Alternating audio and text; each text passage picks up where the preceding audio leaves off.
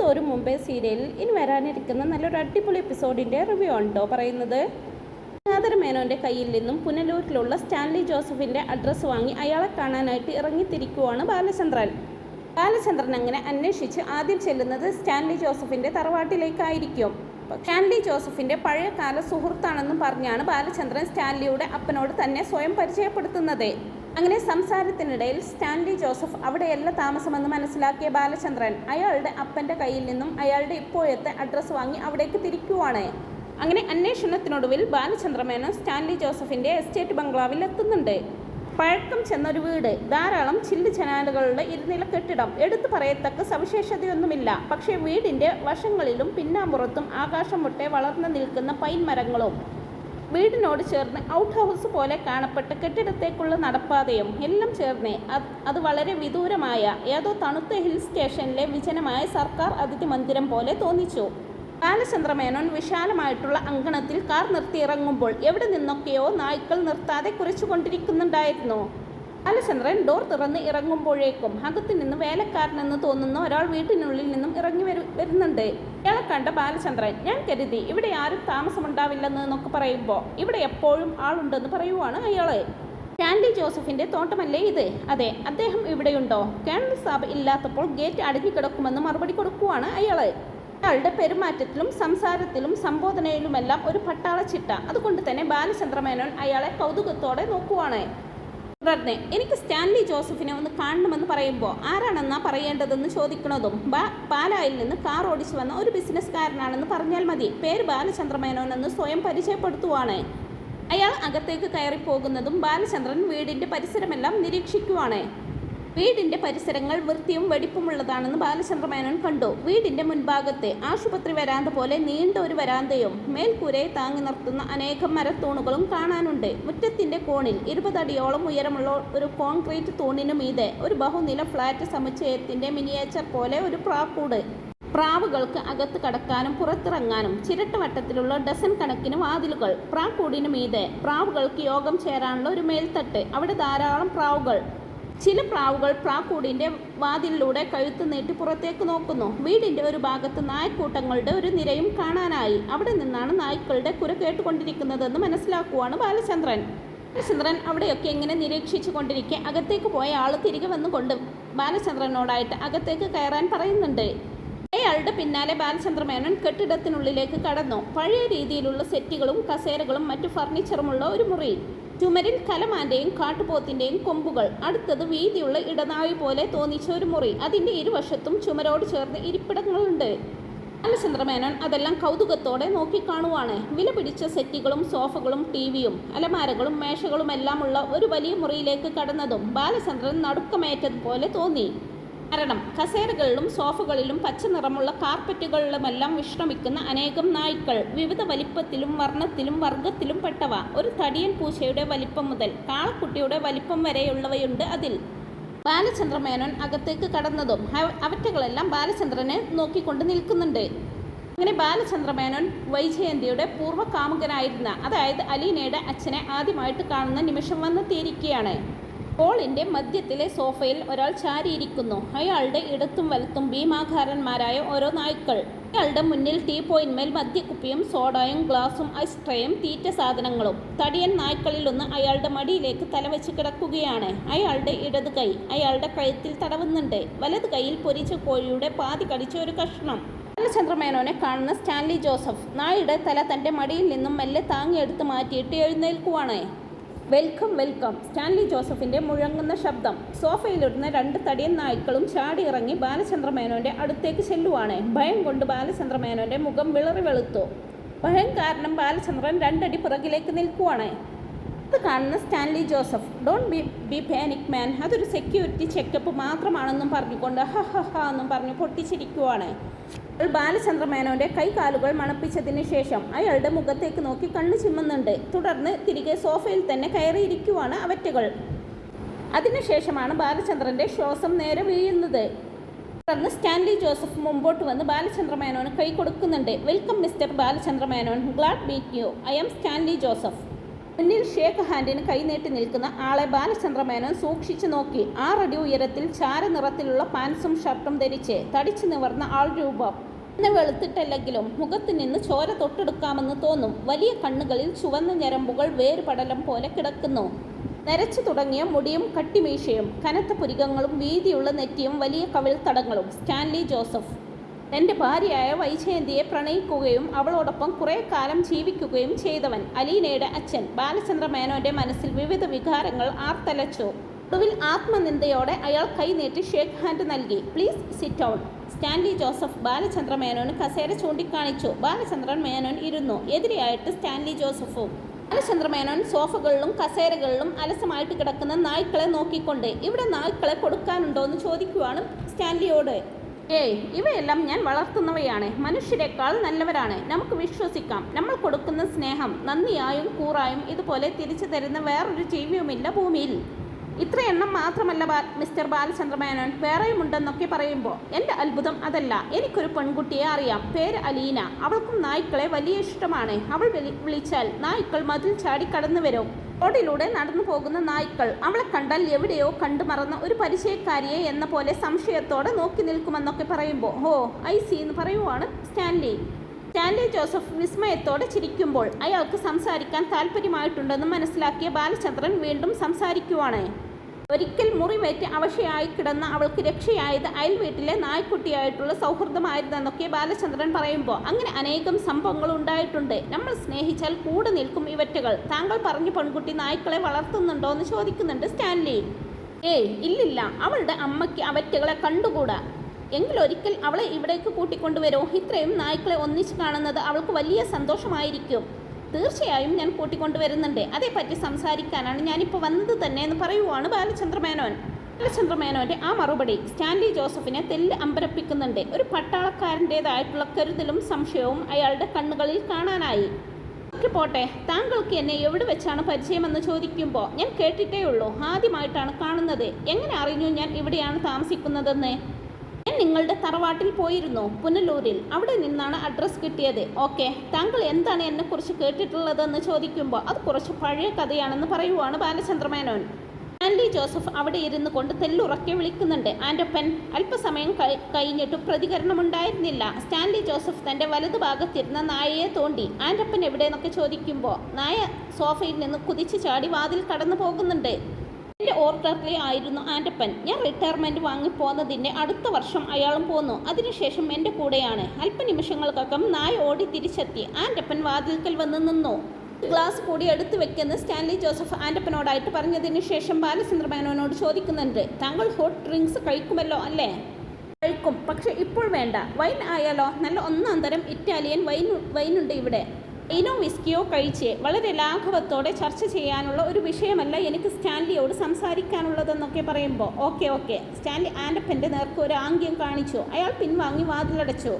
തുടർന്ന് സ്റ്റാൻലി മേശപ്പുറത്തിരുന്ന ഒഴിഞ്ഞ ക്ലാസ്സിലേക്ക് മദ്യമൊഴിക്കാൻ ഭാവിച്ചപ്പോൾ ബാലചന്ദ്ര മേനോൻ അയാളോടായിട്ട് പറയുവാണ്. മിസ്റ്റർ സ്റ്റാൻലിയും കുറച്ച് സമയത്തേക്ക് മദ്യപിക്കരുതെന്നാണ് എൻ്റെ ആഗ്രഹം. വളരെ സീരിയസ് ആയിട്ടുള്ള ഒരു സബ്ജക്റ്റാണ് നമ്മൾ സംസാരിക്കാൻ പോകുന്നത്.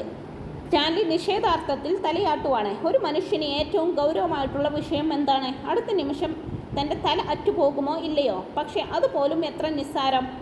മരണഭയത്തെ ഞാൻ എന്നേ മറികടന്നു കഴിഞ്ഞു. നിങ്ങൾ വേണമെങ്കിൽ ഒരു തോക്കെടുത്ത് എൻ്റെ തലയ്ക്ക് നേരെ നീട്ടി ഞാൻ നിങ്ങളെ കൊല്ലാനാണ് വന്നിരിക്കുന്നത് എന്ന് പറയാം. പറഞ്ഞ് അയാൾ വിസ്കി ഗ്ലാസ്സിലേക്ക് പകരുവാണ്. തെർമോവെയറിൻ്റെ അടപ്പ് തുറന്ന് 2 ഐസ് ക്യൂബുകൾ എടുത്ത് ഗ്ലാസ്സിലിട്ടുകൊണ്ട് പറഞ്ഞു. എന്നാൽ പോലും ഇതിൽ നിന്ന് എന്നെ പിന്തിരിപ്പിക്കാൻ പറ്റില്ല. അയാൾ ഗ്ലാസ് എടുത്ത് സിപ്പ് ചെയ്തു. ഞാൻ രാവിലെ തുടങ്ങും സുഹൃത്തെ, അതിങ്ങനെ തുടർന്നു കൊണ്ടിരിക്കും.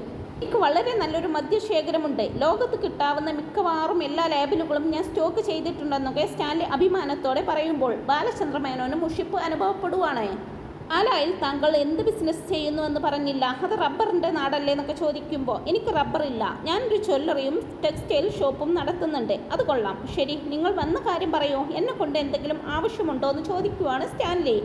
സ്റ്റാൻലി ജോസഫ് എൻ്റെ ചില സംശയങ്ങൾക്ക് മറുപടി തന്നാൽ മതി. 23 വർഷം മുമ്പുള്ള സ്റ്റാൻലി ജോസഫിനെ കുറിച്ച് മാത്രമേ എനിക്ക് കേട്ടറിവുള്ളൂ. താങ്കൾ അന്ന് ആഗ്ര കൻ്റോൺമെൻറ്റിൽ ക്യാപ്റ്റൻ ആയിരുന്നു അല്ലേ എന്ന് ചോദിക്കുന്നുണ്ട് ബാലചന്ദ്ര മേനോൻ. കുറച്ചു കാലം ഞാൻ ആഗ്ര ക്യാൻറ്റീനിലുണ്ടായിരുന്നു. ക്യാപ്റ്റനായിട്ടല്ല, ലെഫ്റ്റനൻറ്റ്. ആഗ്ര കന്റോൺമെന്റിൽ അന്നൊരു ഗംഗാധര മേനോൻ ഉണ്ടായിരുന്നു. പാലാ സ്വദേശിയാണ്. അന്ന് മേജർ റാങ്കിലായിരുന്നു എന്നാണ് എൻ്റെ ഓർമ്മയെന്നൊക്കെ ബാലചന്ദ്ര മേനോൻ പറഞ്ഞു തുടങ്ങുമ്പോഴേക്കും സ്റ്റാൻലിയുടെ നെറ്റി ചൊളിയുന്നുണ്ട്. കനത്ത പുരികങ്ങൾ ഒന്നുകൂടി വളഞ്ഞു. എനിക്കറിയാം, ഞാൻ ഓർമ്മിക്കുന്നുണ്ടെന്നൊക്കെ പറയുമ്പോൾ ഓക്കെ. അക്കാലത്ത് ഗംഗാധര മേനോൻ്റെ ഇളയ സഹോദരി അദ്ദേഹത്തോടൊപ്പം താമസിച്ചിരുന്നു. സെൻറ്റ് ക്ലെയർ സ്കൂളിൽ. അവൾ കുറേ നാൾ ജോലി ചെയ്തിട്ടുമുണ്ടെന്നൊക്കെ പറയുമ്പോൾ സ്റ്റാൻലി ബാലചന്ദ്ര മേനോനെ സൂക്ഷിച്ചു നോക്കുന്നുണ്ട്. എൻ്റെ കണ്ണുകൾക്ക് നേരെ ഒരാൾ തോക്ക് ചൂണ്ടിയതുപോലെയാണ് ബാലചന്ദ്ര മേനോന് ആ നിമിഷം അനുഭവപ്പെട്ടത്. അത്ര തീക്ഷ്ണമായിരുന്നു സ്റ്റാൻലിയുടെ നോട്ടം. തുടർന്ന് ശരിയാണെന്ന് പിറുപിറുക്കുകയും ചെയ്യുന്നുണ്ട് സ്റ്റാൻലി. ബാലചന്ദ്ര മേനോൻ തൻ്റെ സംസാരം വീണ്ടും തുടരുന്നുണ്ട്. നിങ്ങൾ ആ സ്ത്രീയുമായി അക്കാലത്ത് പ്രണയത്തിലായിരുന്നു. ഗംഗാധര മേനോൻ ഡൽഹിയിലേക്ക് ട്രാൻസ്ഫർ ആയി പോയപ്പോൾ അയാളുടെ സഹോദരി കൂടെ പോയില്ല. സെൻറ്റ് ക്ലെയർ സ്കൂളിലെ ജോലി തുടരണമെന്ന് പറഞ്ഞ് ആഗ്രയിൽ തന്നെ തങ്ങി. അത് നിങ്ങൾക്ക് വളരെ സൗകര്യമായി. നിങ്ങളും അവളും തമ്മിൽ കൂടുതൽ അടുത്തു. നിങ്ങൾ വളരെ രഹസ്യമായി രജിസ്റ്റർ മാരേജ് നടത്തിയതിനു ശേഷം അവളെ ആഗ്രയിൽ നിന്നും കുറച്ചകലെയുള്ള ഏതോ സ്ഥലത്തേക്ക് മാറ്റി പാർപ്പിച്ചു. അവൾക്ക് സ്കൂളിലുണ്ടായിരുന്ന ജോലിയും രാജിവെപ്പിച്ചു. ഗംഗാധര മേനോനോ കൊല്ലപ്പള്ളിയിലുള്ള വീട്ടുകാരോ ഇതറിയുന്നില്ല. ഒരു നാൾ ഗംഗാധര മേനോൻ സഹോദരിയെ അന്വേഷിച്ച് ആഗ്രയിലെത്തിയപ്പോൾ അവളെ കാണാനില്ല. നിങ്ങളാണെങ്കിൽ ലീവിലും. ഒടുവിൽ അയാൾക്ക് സത്യങ്ങളെല്ലാം മനസ്സിലായി. എയർഫോഴ്സ് ക്യാമ്പിൽ തന്നെയുള്ള സെൻറ്റ് ക്ലെയർ സ്കൂളിൽ കാമുകിക്ക് ജോലി സംഘടിപ്പിച്ചു കൊടുത്തത് പോലും നിങ്ങളുടെ ബുദ്ധിയായിരുന്നുവെന്ന്. ബാലചന്ദ്ര മേനോന്റെ വാക്കുകളിൽ അയാൾ അറിയാതെ തന്നെ ഒരു സ്തോഭം കടന്നുകൂടി. ചെറിയ കിതപ്പോടെ അയാൾ ഒന്ന് നിർത്തി. ഒരു ശത്രുവിനോട് സംസാരിക്കുന്നത് പോലെ തന്റെ സ്വരത്തിൽ അസഹിഷ്ണുത കലരുന്നത് അയാൾ തിരിച്ചറിഞ്ഞു. അല്ലിയാണെങ്കിൽ ഇതെല്ലാം കേട്ട് ബാലചന്ദ്ര മേനോനെ ഇമയനക്കാതെ നോക്കിയിരിക്കുവാണ്. അയാളുടെ കൃഷ്ണമണികൾ പോലും ചലിക്കുന്നില്ല. വൈജയന്തി എന്നായിരുന്നു അവളുടെ പേര്. കുറച്ചുകൂടി വ്യക്തമായിട്ട് പറഞ്ഞാൽ കൊല്ലപ്പള്ളി കൈതക്കൽ മാളിക വീട്ടിൽ കുഞ്ഞിരാമ മേനോന്റെ മകൾ വൈജയന്തി എന്നൊക്കെ പറയുമ്പോൾ സ്റ്റാൻലിക്ക് മിണ്ടാട്ടമില്ല. ആഗ്രയ്ക്കടുത്ത് നിങ്ങൾ വാടകയ്ക്കടുത്ത വീട്ടിൽ ഗംഗാധര മേനോൻ അവളെ കണ്ടെത്തുമ്പോൾ അവൾ പൂർണ്ണ ഗർഭിണിയായിരുന്നു. ഗംഗാധര മേനോൻ വൈജയന്തിയെ നാട്ടിലേക്ക് കൂട്ടിക്കൊണ്ടുപോയി. നിങ്ങൾ അന്ന് ആഗ്രയിലില്ല. അടിയന്തരമായി ലീവ് എടുത്ത് പുനലൂരിലേക്ക് പോയിരിക്കുകയായിരുന്നു. ഇതുവരെ പറഞ്ഞത് അത്രയും ശരിയാണ്. അതൊക്കെ പോട്ടെ, ഗംഗാധര മേനോന്റെ ബന്ധുവാണോ താങ്കളെന്ന് ചോദിക്കുന്നുണ്ട് സ്റ്റാൻലി ജോസഫ്. ഞാൻ ആരാണെന്നുള്ള കാര്യം അവിടെ നിൽക്കട്ടെ, ഇത് കൂടി കേൾക്കുക. വൈജയന്തിയെ ആഗ്രയിൽ നിന്ന് കേരളത്തിൽ എത്തിച്ചെങ്കിലും അവൾ പൂർണ്ണ ഗർഭിണിയായിരുന്നതിനാൽ മാനക്കേട് ഭയന്ന് കുഞ്ഞിരാമ മേനോനും ആൺമക്കളും അവളെ കൊല്ലപ്പള്ളിയിലെ തറവാട്ടിലേക്ക് കൊണ്ടുപോയില്ല. പകരം തിരുവനന്തപുരത്ത് രാവണ്ണി മേനോൻ എന്ന ബന്ധുവിൻ്റെ വീട്ടിൽ താമസിപ്പിച്ചു. നിങ്ങളുമായുള്ള വിവാഹം വീട്ടുകാർ വേണ്ടതുപോലെ നടത്തിക്കൊടുക്കണമെന്ന വൈജയന്തിയുടെ നിർബന്ധം അംഗീകരിക്കുന്നതായി ഭാവിച്ചുകൊണ്ട് ഗംഗാധര മേനോനും അനുജന്മാരും ചേർന്ന് അവളെ അനുനയിപ്പിച്ച് നിർത്തി. നിങ്ങളെ കണ്ടുപിടിച്ച് സംസാരിച്ച് പിന്തിരിപ്പിക്കാമെന്ന് കരുതി പുനലൂരിലുള്ള തറവാട്ടിലെത്തിയ അവർ അറിയുന്നു നിങ്ങൾ ഒരു ആക്സിഡന്റിൽ ഗുരുതരമായിട്ട് പരിക്ക് പറ്റി എറണാകുളത്തെ ഏതോ ഹോസ്പിറ്റലിൽ കിടക്കുകയാണെന്ന്. അതിനുശേഷം നിങ്ങൾക്ക് എന്ത് സംഭവിച്ചുവെന്ന് വൈജയന്തിക്ക് അറിയില്ല. അവളുടെ വീട്ടുകാർക്കും അറിയില്ല. സ്റ്റാൻലി സിഗരറ്റ് പാക്കറ്റ് എടുത്ത് അതിൽ നിന്നും ഒന്ന് ബാലചന്ദ്ര മേനോന് നേരെ നീട്ടുമ്പോൾ നോ എന്നും പറഞ്ഞ് നിരസിക്കുവാണ് ബാലചന്ദ്ര മേനോൻ. അല്ലെ ഒരെണ്ണം എടുത്ത് ചുണ്ടത്ത് വെച്ചതിന് ശേഷം പറയുന്നുണ്ട്, എനിക്കെന്ത് സംഭവിച്ചുവെന്ന് താങ്കൾ പറഞ്ഞു കഴിഞ്ഞു. ഞാൻ ഹോസ്പിറ്റലിലായിരുന്നു. ഏകദേശം 3 മാസത്തോളം കോമയിലായിരുന്നു എന്ന് വേണമെങ്കിൽ പറയാം.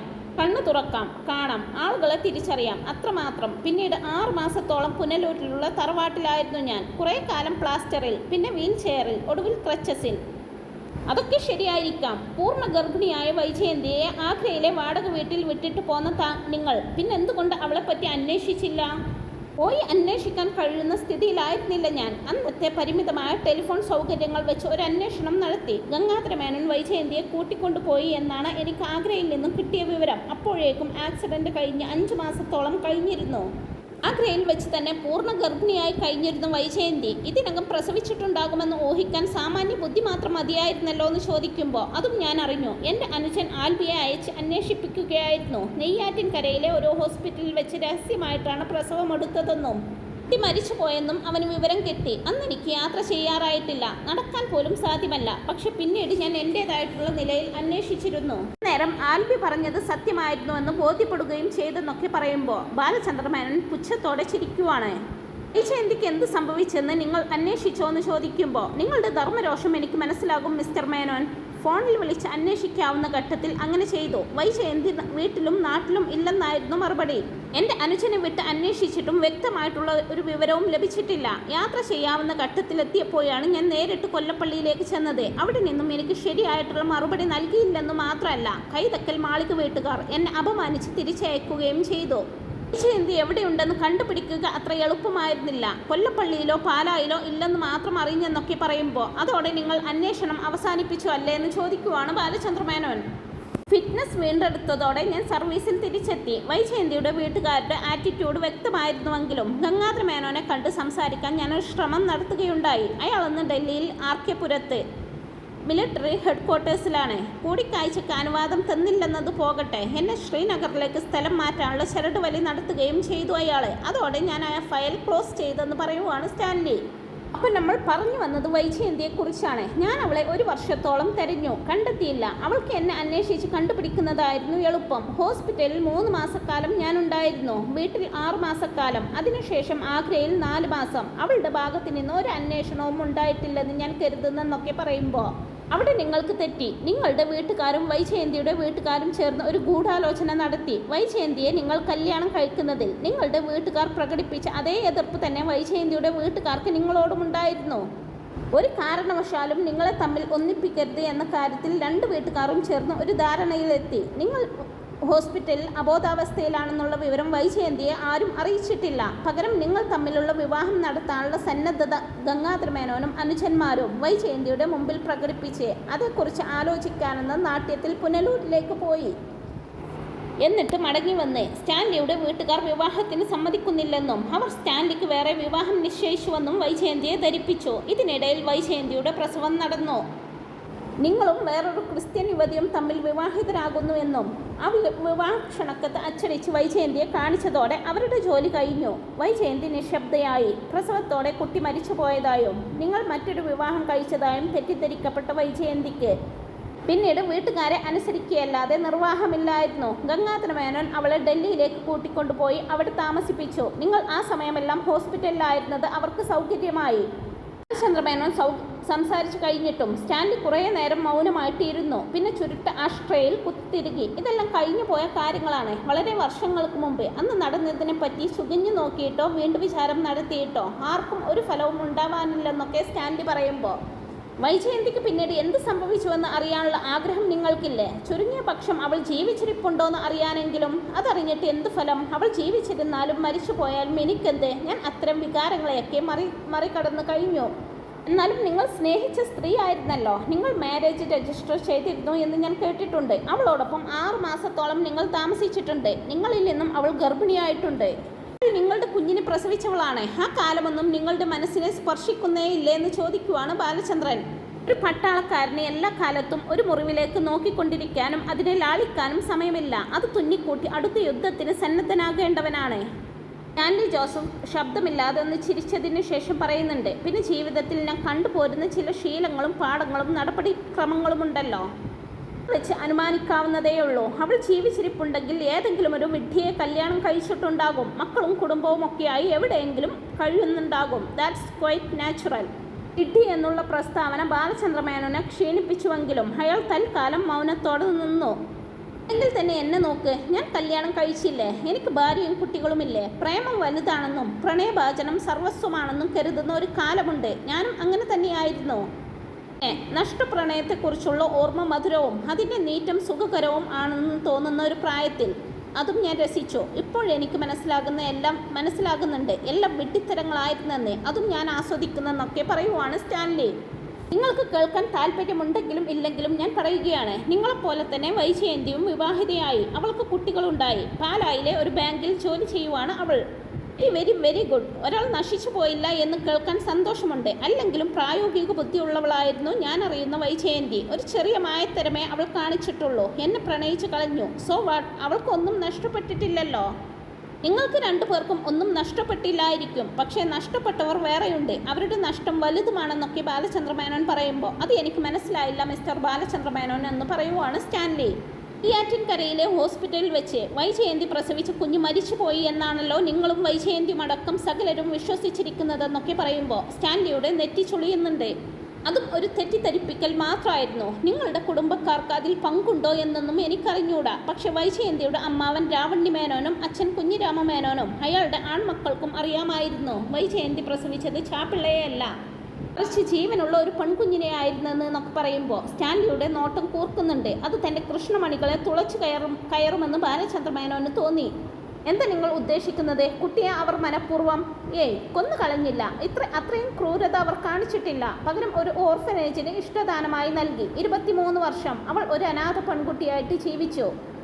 അവൾ ഇപ്പോഴും ജീവിച്ചിരിക്കുന്നു. അവളാണ് ഞാൻ മുൻപേ പറഞ്ഞ പെൺകുട്ടി. നിങ്ങളെപ്പോലെ നായ്ക്കളെ സ്നേഹിക്കുന്ന പെൺകുട്ടി എന്നൊക്കെ പറയുമ്പോൾ സ്റ്റാൻലി അനക്കമറ്റതുപോലെ നിൽക്കുവാണ്. ബാലചന്ദ്രമേനോൻ സ്റ്റാൻലിയുടെ മുഖത്തെ വികാരഭേദങ്ങൾ നിരീക്ഷിക്കുകയായിരുന്നു. സ്റ്റാൻലി അർത്ഥരഹിതമായി 2-3 തവണ തലയാട്ടി. താൻ പറഞ്ഞത് ഈ പട്ടാളക്കാരന് വിശ്വാസമായിട്ടില്ലെന്ന് ബാലചന്ദ്രമേനോന് തോന്നി.